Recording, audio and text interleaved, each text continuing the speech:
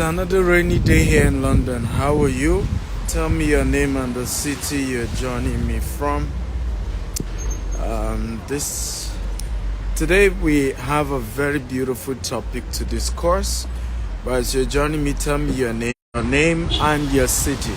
So we're looking at a very beautiful topic: how to overcome fear of losing money through passive income. Being able to use the time to inform, to educate, and to teach. Okay? So my first question would be, how many of us have lost money while trying to invest before, right? You give an individual your money, you gave a company your money that they should invest for you, and they were going to be giving you money returns, ROI, either monthly or yearly, and you lost money. Now, I'm not talking about you bought a house or you bought a land and you are not allocated. That's not the same thing.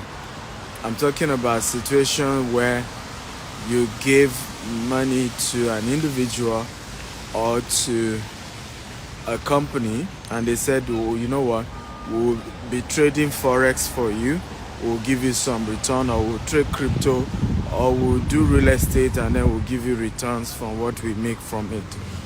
And you gave them your money and you lost both the interest and you lost the capital. Has anybody been there? If you've been in this situation, just type me. So I love a very interactive class. For those of you who are probably new to my page, when I do shows like this, I love us to engage. I love to ask questions. I love to get an answer. One, it helps me to know you are following me. Two, it helps me to also enjoy the conversation. Okay, so I can see baby TZ has had that, K has had that experience. Says I have. For Forex, I waited and didn't see anything. Okay, Ellen Garments says I have a friend who has lost money on such investment. How about you? I'm talking about you, not somebody you know. Have you ever lost money? Okay, if you have ever lost money, just type me. I have attended their class before. Okay, so I think we have few of us who has lost money to investment before.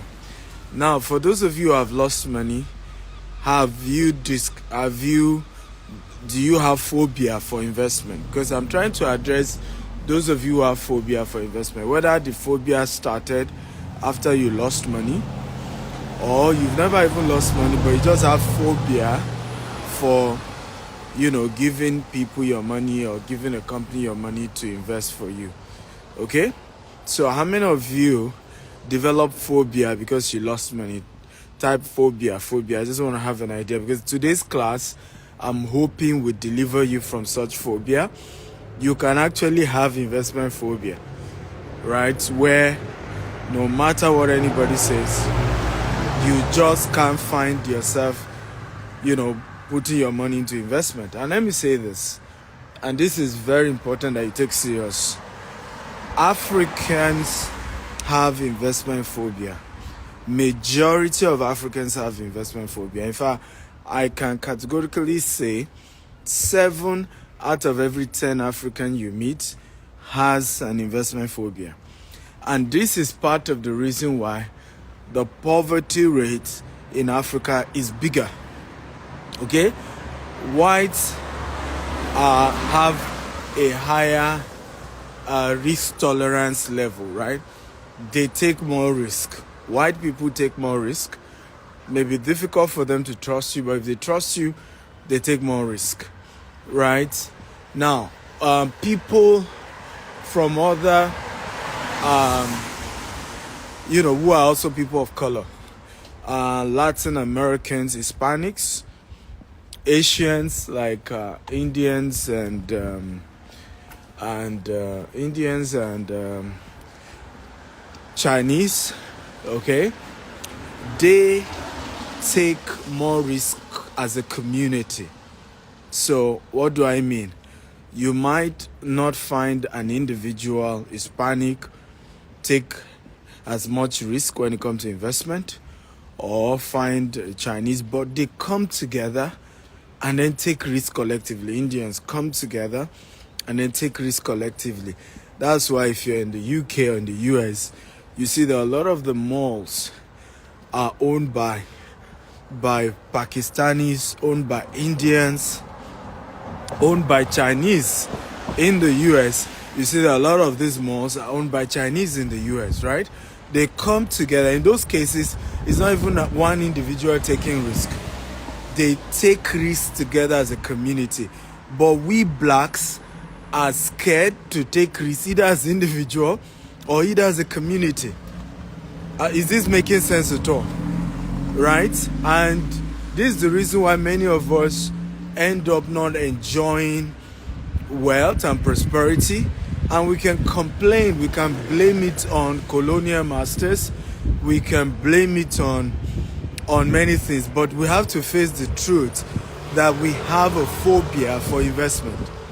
And I'll give you an example.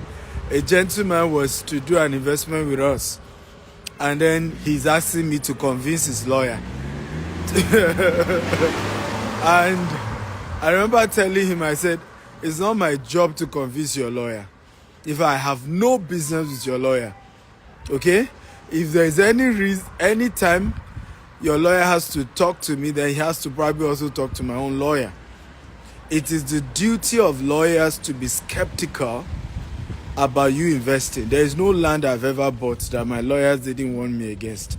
Guess what? Including land that it was my lawyer that brought it. A lawyer will bring you a land deal and still warn you that, yes, I know the seller and I'm saying maybe you can buy it, but hey, there's no guarantees. I can't vouch for anything. If it doesn't go well, don't drag my name into it. Yes, I've had such experience. So many of us who want our lawyers to make investment decisions for us, first of all, you've made the biggest mistake. Let me tell you where your lawyer comes in. When you have done an investment or you're about to execute an investment and there's a contract to be signed, you can give your lawyer to advise you, okay, on certain clauses around the contract. That's where you need a lawyer. But lawyers are always, and it's their job, okay, they are always anti-risk. Come on, everybody, I want you to type this so that this can sink in. Any professional lawyer is anti-risk. Everybody type it. Any good lawyer is anti-risk. That's what law is about. It's the same thing. Any good accountant is anti-risk. Come on, guys. I need you to type this because you guys are not typing, because I want this to sink in. Any good lawyer is anti-risk. Any good accountant is anti-risk. Okay? So, and they are doing their job. Hence, where they come in is helping you to look at the contract you're signing. Sometimes my lawyer will point out and say, this clause in the contract may go against you. And I will still tell my lawyer, well, the other party told me about it and I'm still going ahead with it. You say, well, but I've done my job to bring to your notice that there's this particular clause and the clause may not favor you in future. And I'll say thank you to my lawyer because he has done a good job. So most of us do not understand this dimension to investment. We don't understand this dimension to business and to taking risk. Number two thing I'm sharing with you today, and what we're discussing, overcoming the fear, okay, of losing money through passive, investment. Number two thing I want to share today, and I think is very, very important, is that nobody becomes rich without taking risk. Let me say it again. Nobody becomes rich without taking risk. Nobody becomes rich without taking risk. And I want you to write these quotable quotes. Everybody type it here. Money is a reward for risks taken. Please, everybody type it quickly. Money is a reward for risk taking. Everybody type it. Money is a reward for risk taking. You are as rich, okay, as your risk appetite. Okay, because there's no opportunity to make money that does not come with a risk. There's no opportunity to make money that there's no chance that you lose the money. Okay, so but you have to take it. A lot of my friends used to say, oh boy, you know, that I respect your guts, you know, and your ability to take risk. And I would say, well, thank you, but honestly, I've analyzed it. It's riskier not to take risk, particularly considering where I'm coming from.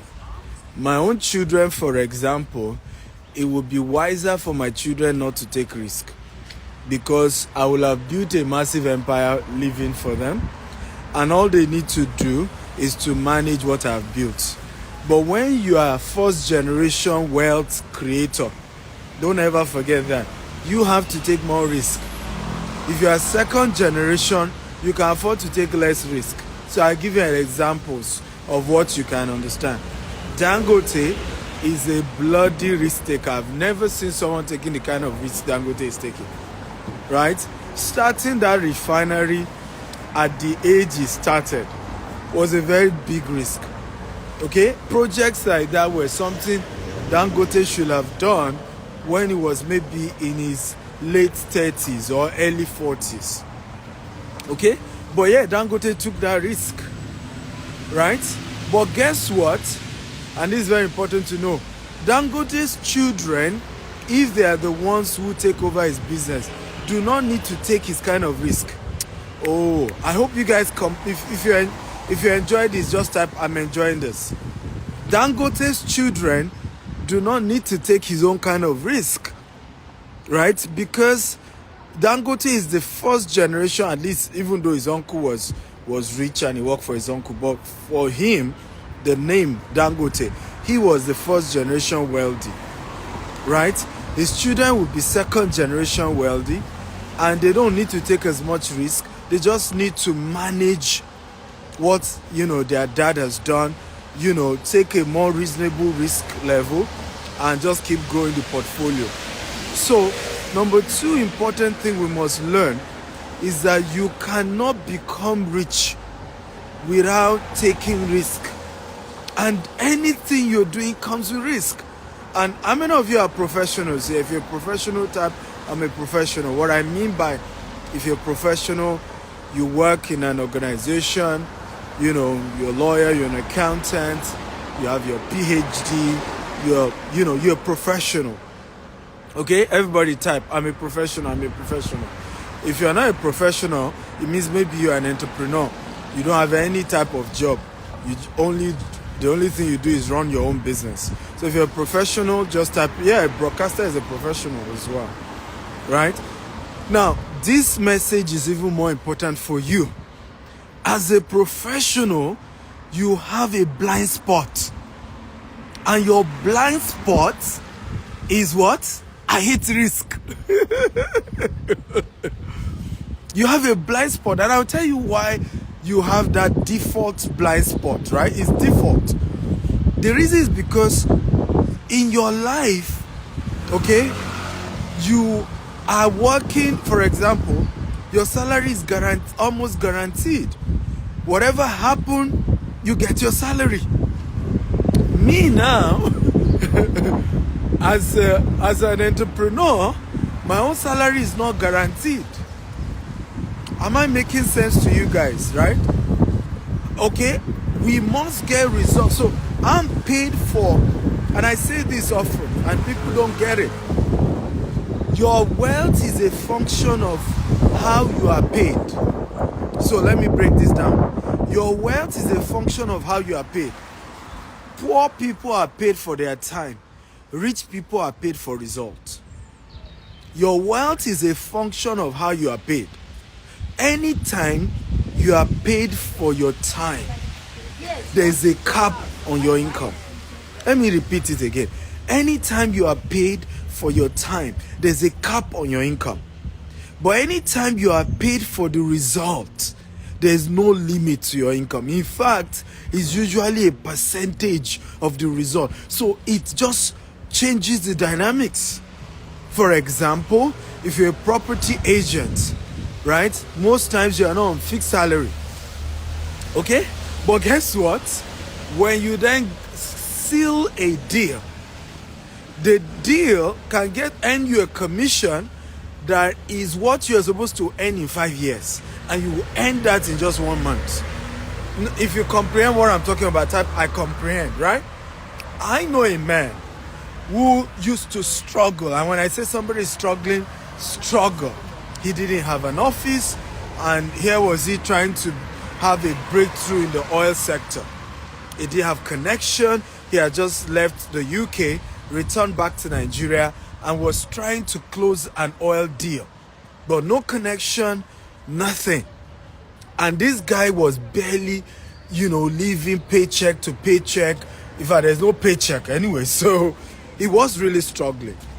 And true story, one day he kept going to a particular person who he wanted to fund his oil deal. And by stroke of luck, he got a call from the person. The person asked him to come. True story. And the person was even asking him, do you even have an account in Nigeria? Because he had just returned from the UK. He didn't even have an account. And he was about to do a $70 million deal. Does not even have an account. Can you believe that? By one stroke of luck or the other, the person still called her banker, opened an account for him. They funded the deal with $70 million. Cut the long story short, this guy moved from zero to doing over $20 billion in crude oils, in refined petroleum sales in 1 year. $20 billion in petroleum sales in 1 year from zero. So you see what I'm talking about, the fact that poor people are paid for their time. I come to work, pay me my money. Rich people are paid for results. But guess what? That one-time result can be a game changer that just turned their life around forever. And that's typically how a lot of people became very rich. I hope this class makes sense. If it makes sense, just type, it makes sense, I comprehend, I'm enjoying this. I need to get your feedback, guys. Is this making sense? Okay? Are you learning something? I need your feedback. I'm holding my phone tight because I'm told here in London, they just snatch your phone, snatch your wristwatch. So, and I'm honestly disappointed because London used to be a lot safer. Right? It used to be a lot safer. But back to my conversation. So, it's important to understand that, in our breakdown of this conversation, you have to take risks to become rich. Now, how do you overcome the fear of investing, of passive income, of, giving somebody else your money, giving a company your money, and then waiting for them to give you passive income?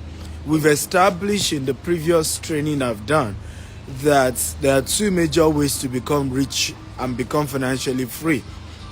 You either become financially free by owning a company, okay, that runs with a system, a company that can run with or without you, and it will take some years, minimum 10 to 20 years, for your company to move from being self-employed, employment company to now becoming a conglomerate that can run without you.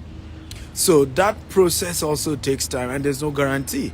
The data shows that 70% of businesses crumble in their third year.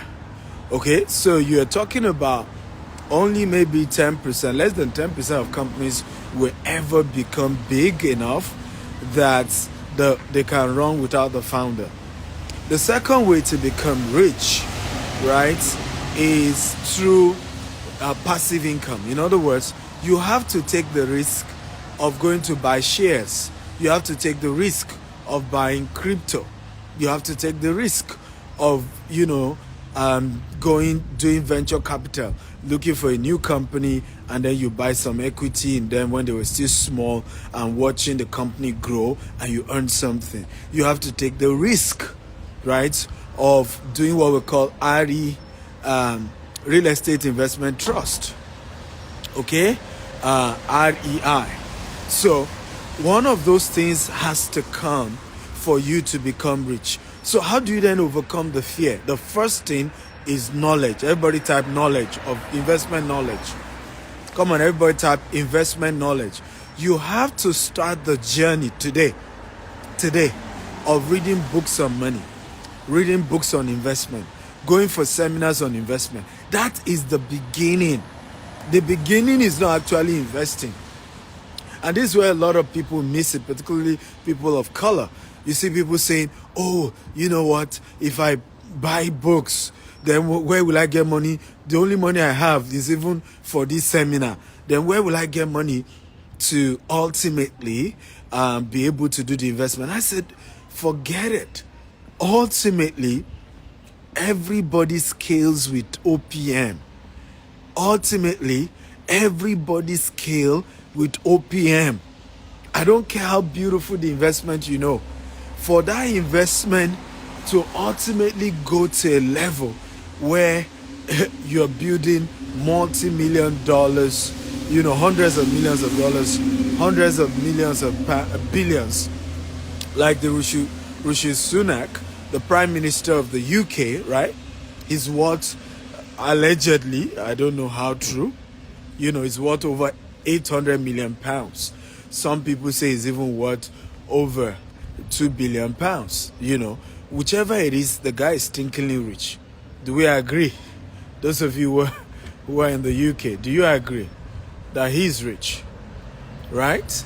Now, and by the way, what gets more people angry is that he doesn't pay tax, even though he says the whole thing is in his wife's name, because it's in a trust. And we'll talk about trust another day. Okay?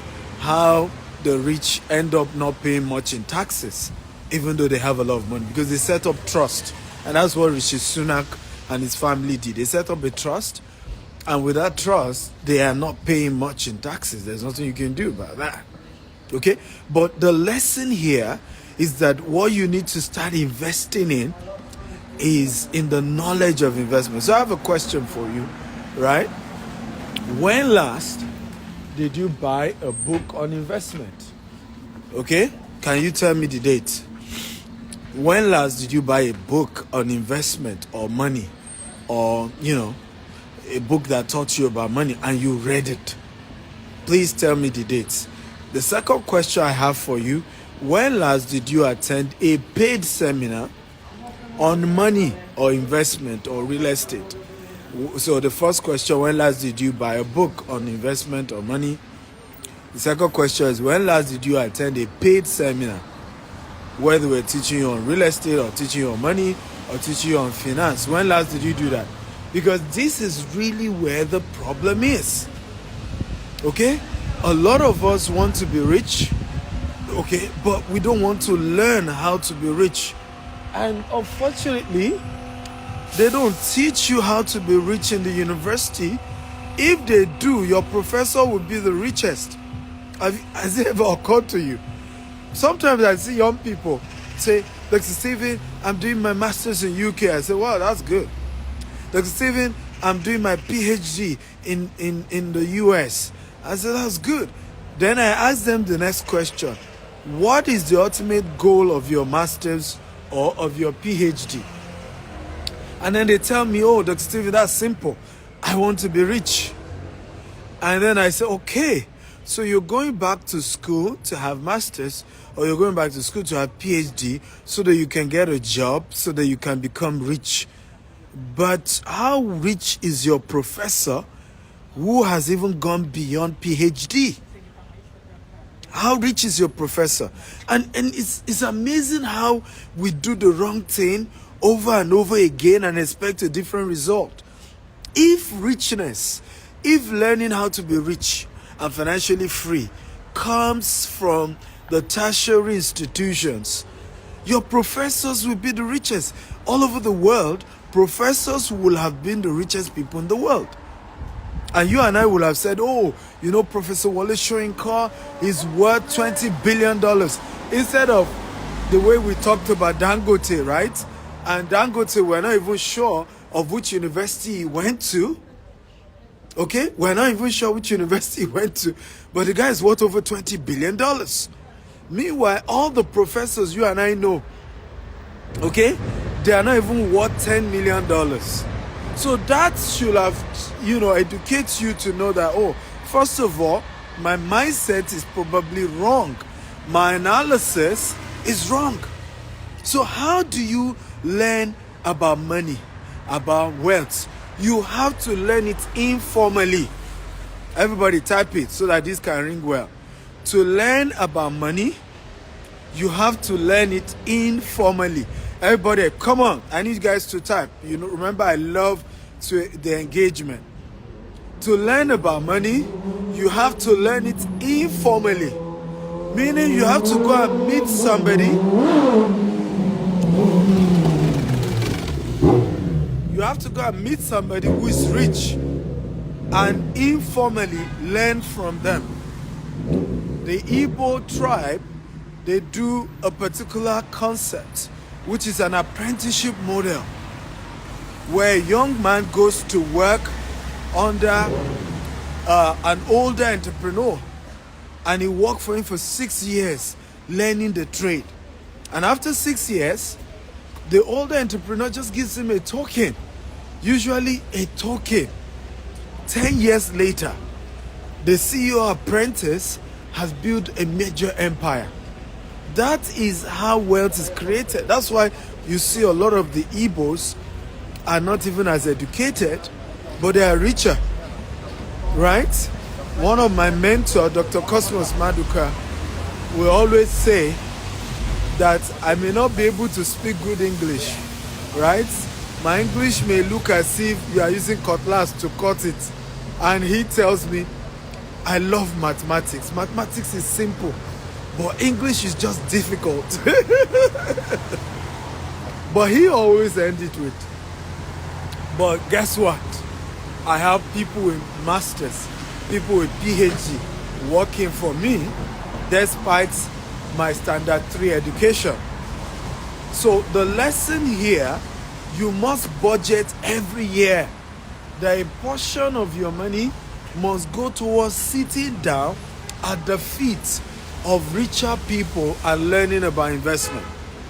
A portion of your money must go towards going to Amazon and to websites and buying books of people who have been able to move from zero to hero. I started our company with just $10, right? Today we've built an empire. We built an empire in 4 continents, okay? Control real estate assets worth hundreds of millions of dollars today. And was able to do that by being intentional, learning from those who are richer than I do. And I still do that till today, right? I still sit with richer people than I do, whether they are white, whether they are blacks, whether they are of the same faith, whether they are of different faiths, even people you call racist. I sit with them and I'm learning, right? Money doesn't know color. So you can be arguing and say they are racist and you can call them names. As far as I'm concerned, money doesn't know color. They are rich. I want to know what is in their head, and I will humble myself, and I'm learning. So you must invest in getting materials from those who are wealthy. Now, somebody just raised the question. The problem is how to meet rich people. That's not the problem.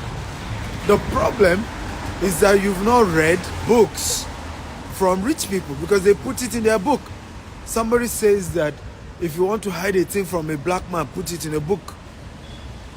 If you've read my book, okay, Billionaire Habits, and I encourage you to get it on Amazon, Billionaire Habits.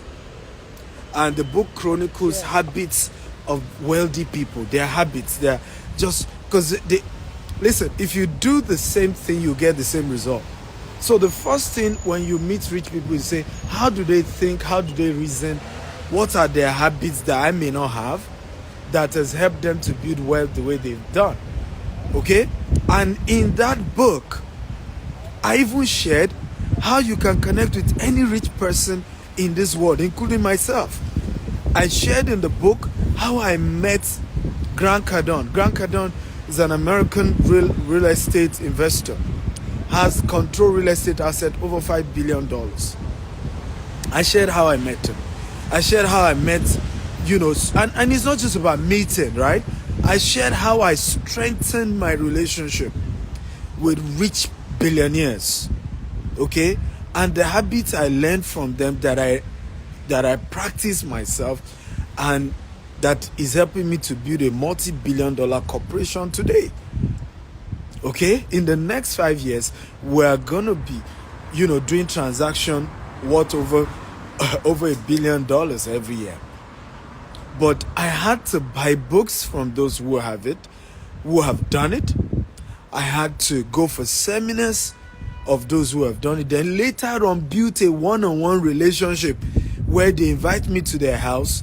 I go with list of questions, and I'm asking them those questions, and they're giving me the answers. But let me just give you a teaser here.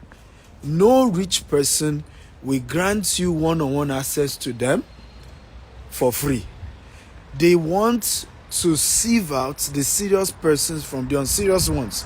Everybody is meeting wealthy people and is saying to them, can I book a meeting with you? Can I have a session with you? Can I meet you, sir? So how do you separate the serious one from the unserious one? The ones who are willing to pay for wisdom. The Bible says, buy wisdom, sell it not. Right? Buy wisdom, sell it not. So it's important to know, if you're really serious about wisdom, if you're really serious about knowledge, you have to put a price on it. How many of you went to your university and then told your professor, dear professor, you have to be a good man, you have to be a good woman. I need you to allow me be in this university for 4 years and I'm not going to pay anything. How many of you did that? They're going to kick you out of the school. So if tertiary institutions that don't even teach you how to become rich, they only teach you how to make a living, okay? Right? How to get by. That's what you learn in university. Because you go to university, then you get a job, and that job definitely can make you rich. Nobody has become rich through job. Nobody. Larry Page. But you say, how about people in Microsoft? Larry Page, all of them. They eventually got equity. What made them rich was that their position in the company, okay, allowed the company to give them some equity. Like Microsoft now has over 6 billionaires who were different from Bill Gates. Okay, but at some point, due to some contribution they made, they were given equity of Microsoft. Over time, the equity grew and they became multi-millionaires. Some of them became billionaires. The same thing happened with Alibaba, right? At some point, Alibaba gave some shares to some of the workers, and one of the women, who used to be like a secretary, she's extremely rich from those shares. But nobody has become rich through salary, including those who earn $1 million a month. You know why? The day you start earning $1 million a month is the day you start buying houses, living in houses that are worth millions of dollars as well. You start buying cars that are worth hundreds of thousands. So what ultimately happened, you start sending your kids to certain kind of school, your expenditure rises up to the $1 million salary you're earning. So ultimately, like Warren Buffett puts it, wealth only comes through passive income. Your ability to make money while sleeping. Your ability to make money without doing any extra job. And when that compound, we call it compound interest, you then become financially wealthy, because what happened?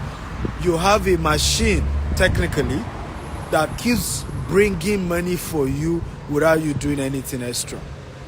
Okay, so number one, you have to read books, go for seminars, and I want to thank those of you who are honest enough to tell me that you've not been buying books, you've not been attending seminars on money. You must get at least. Now, how many of you will commit to this assignment, right? How many of you will promise me to buy 10 books on money and finance before the end of 2024? If you are promising me that, just type, I promise you I will do that. Okay? And not just that you will buy it, you will read it. How many of you are promising me 10 books on money, 10 books on finance? You're going to buy them and read them this 2024. Anybody promising me that? Okay, if you're promising me that, type, I promise. Someone is asking how much. I don't know how much. You can go to Amazon, you see the ones I've written, and you can buy, but I don't even know how much Amazon is selling my books, because I have over 40 books on Amazon. So, but not just me, there are other authors who have taught on money, taught on finance. You should buy that of other authors too, not just my own books, right? Number two assignment I want you to promise me, if you are really serious about becoming wealthy and, becoming a great investor, is to promise me to attend at least 4 seminars between now and December, okay, where you're going to learn about finance, you're going to learn about money, you're going to learn about real estate. 4. How many of you are promising me 4 seminars? Paid. I don't want free ones. Because what you don't pay for, you don't value. And that's another thing we all need to learn. As human beings, we are wired to only value what we pay for. So you must be intentional about, learning to do things that require you to pay for it. So right now I'm going for a seminar with Grant Cardone next month. It's $30,000, but I'm paying. Okay, by September I'm going for another event. It's going to cost me. The training is for another 2 years. It's for founders of businesses, right? And I will pay $150,000 for the next 2 years because I'm taking 3 classes and each class is $50,000. But guess what? Aside the knowledge I'm going to get in those kind of trainings, the quality of relationship is also powerful. And that takes me to number 2 ways to overcome phobia of investment. Surround yourself with new set of people who are investing. The reason why most of you are scared of investing, have never invested, is because all your friends are also scared of investment. How many of you will be honest with me? And I really want honesty here. Just be honest with me. Have seen an investment opportunity and then you told your friends, oh, I saw this opportunity, I'm thinking, should I invest? And your friend says, do not invest. Come on, talk to me. How many of us have had that? If you've had that, just type, I've had that experience. You saw this opportunity, you called your friends and said, guy, there's this company, I can buy their shares, or there's this company, I can, invest with them, they'll give me this money. And then your friends say, In fact, the stories they start telling you were stories of other people who have lost their money. Come on, talk to me. Be honest with me. I don't know if you've had such experience. Right? Now, let me tell you how you will know that you have the right set of friends. If you have the right set of friends, who they themselves are great investors, who they themselves are experienced investors, when you call them and say, hey, I saw this opportunity, I want to invest, if they are not sure that it's the right investment, they will tell you, oh, you know what, I have 3 other types of investment like this that I've done, and these guys are legit, I got my money, so call this number, they do this type of investment, they can help you out. Call this other number, they do this kind of investment and they can help you out, because they're already doing it.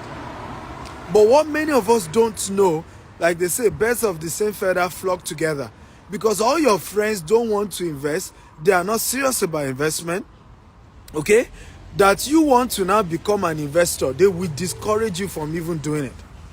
They will find a way to tell you, oh, don't do it, or you lose your money, and create some mockery. Okay? And create some mockery. So you have to be intentional. That's number 2 way to overcome investment phobia. Build relationship with people who are already investors. And that's why you then need to attend seminars where people have come to invest. That's because somebody said, I don't have such friends. You don't have such friends because you've not attended a seminar on money. Because if you had attended a seminar on money, you will have connected with people who are also starting that journey of learning about money, learning about investments, and the two of you will start the journey together. You and the people you're meeting in those seminars can start comparing notes. Oh, how far? Have you done anyone? Which one did you do that worked? Okay, can I try it? People will advise you. People will give you counsel based on what they've done. Is this making sense, guys? If it's making sense, just type, it makes sense, it makes sense, it makes sense. So, number 2 ways to overcome investment phobia: surround yourself with friends who are great investors. How I overcame the fear of investment is because everybody around my life now is an investor. They may not be taking as much risk as I am taking. Some take more risk than I am taking. But I can assure you that because they are investors, they are not discouraging me. The only thing they will say is, Omo, I wish I can have your kind of boldness or braveness. But they are not discouraging me to say, be careful, oh, don't invest in that thing, oh, you need to be careful, oh, and then tell me a lot of bad news about people losing their money just so that I won't invest. So that's number 2 strategy to overcome the phobia of investment. Number 3 strategy is to work on your greed. Everybody type, I will work on my greed. Now, I can't take all your questions, so send me a DM. If after this class, if you have questions for me, just send me a DM, because I can't take your questions so that I can wrap up. Okay? Number 3, very important, very, very important, ladies and gentlemen. Number 3, make sure, and I kind of emphasize this, make sure that, thank you, Lord. I cannot overemphasize this, guys. Thank you. So, what is number 3? Let me see if you guys are following me.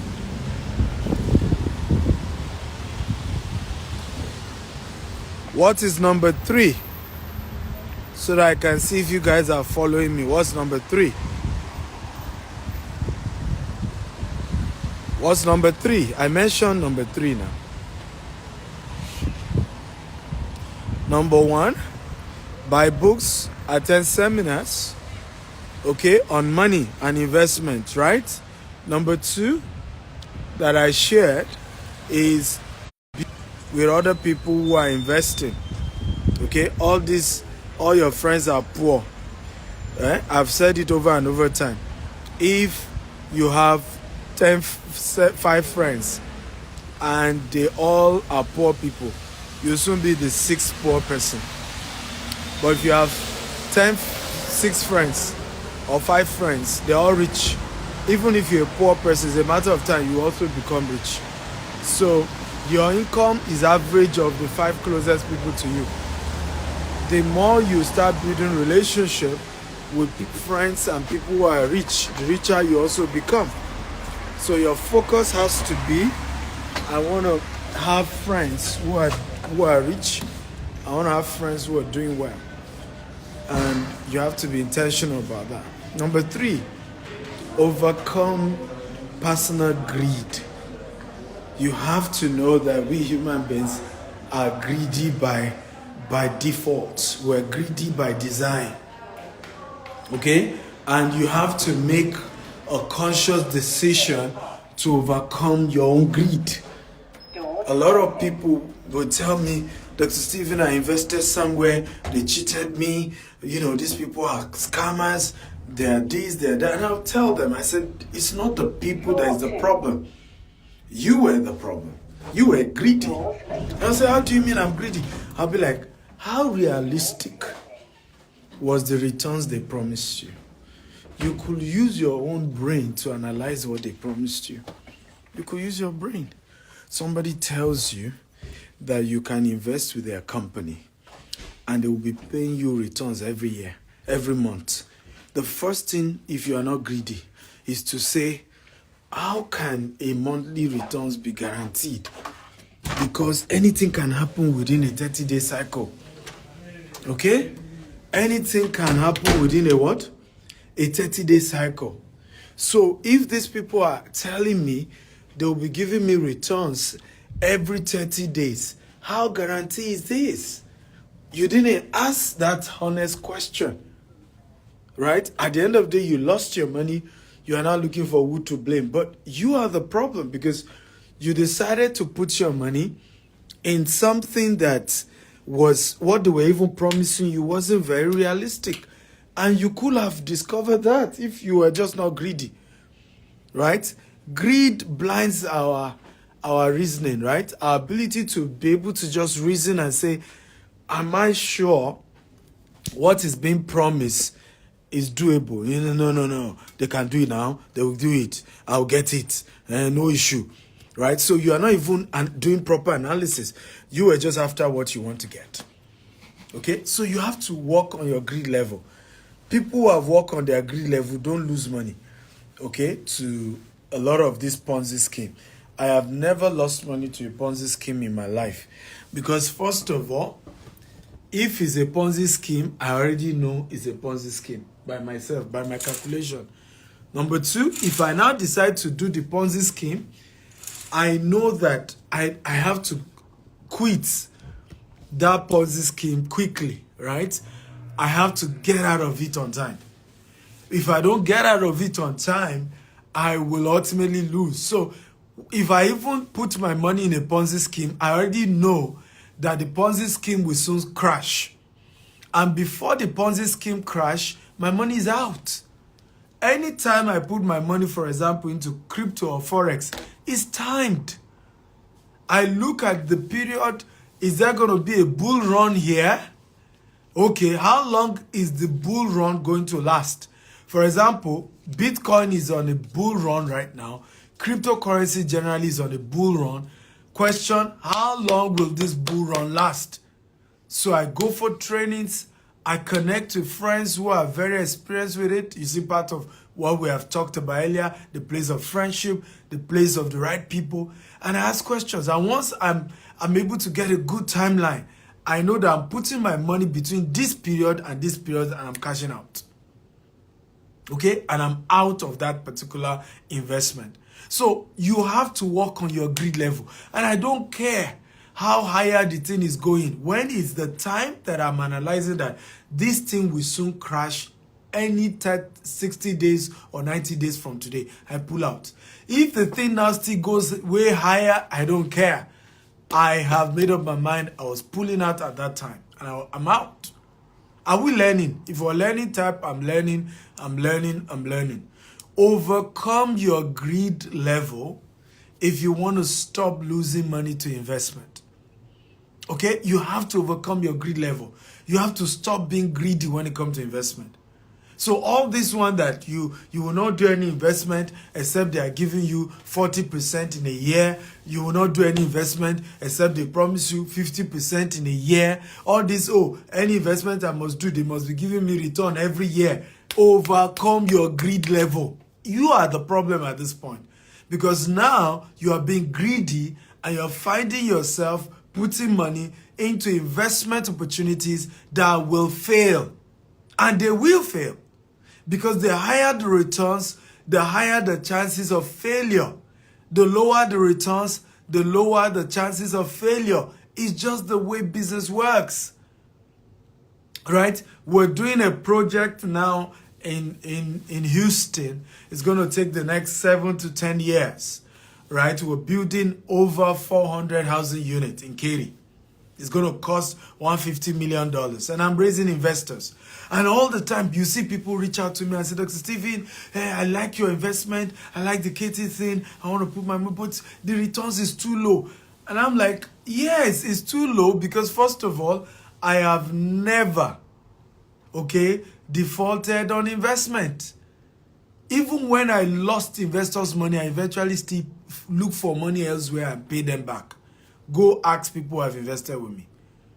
So when I know that this thing, I'm promising you a guarantee returns, I cannot give you returns that is ridiculous because then it's still a risk. Business comes with a risk. Even though yes, a real estate is backed by land, even the land has insurance, and by the time we start construction, there's insurance on the construction and all of that. There's institutional backing and all that. Yes, but it is still a risk. So when you see investments where the returns will be guaranteed, the returns will be lower. And am I asking you to only do those type of investment? No. I'm saying diversify. Don't put all your money into high risk investment. Don't carry all your money and put it into crypto. Put it into Binance, Abi, or which one do you people use? Right? Don't do that. Put some money there. Be open to the fact that the money you've put in Binance, in crypto, or in Forex, you can lose all. Be conscious of that. Sort it out in your heart before you even put your money. Okay? And then put some other money into something safer, like a real estate investment, like the ones we always do, right? Where the thing is backed up with a land. So when an investment is backed up with a physical asset, the chances of losing money is lower. Are we learning, guys? If we're learning type, I'm learning. So if you want to overcome your phobia of investment, you want to overcome the fear of losing money to passive income real estate, you need to work on your greed level. Work on it. Everybody's greedy. Don't come here and tell me, oh, me, I'm not greedy. It is a human nature to be greedy. Okay? It is human. You are not better than Adam and Eve. Yet they were greedy. Adam and Eve had the tree of the knowledge of good.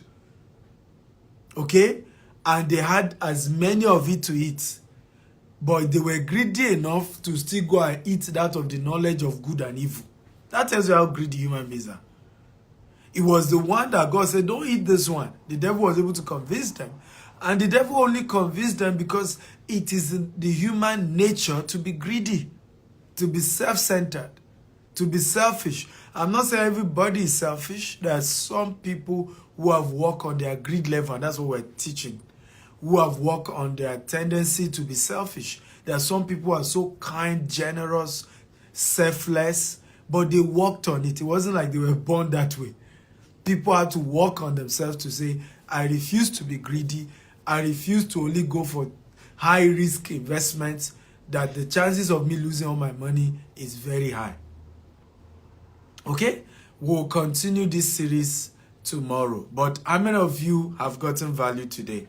Come on, talk to me. You got value. You are happy about today's session. You've learned something powerful. You've learned something that will change your life forever. Come on, show some appreciation. Okay? I've always said this over and over again.